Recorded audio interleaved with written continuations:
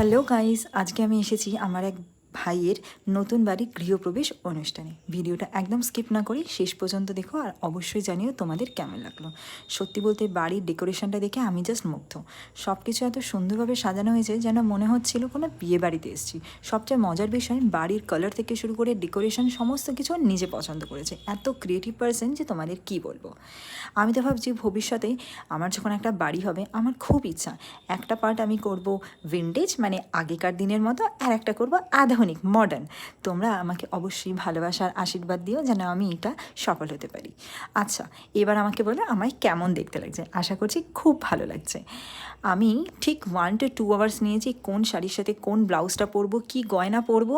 মানে তোমরা তো জানোই ফ্যাশন স্টাইল নিয়ে আমার খুবই ভালো লাগে, এটা আমার খুবই পছন্দের আর ভালোবাসার বিষয়।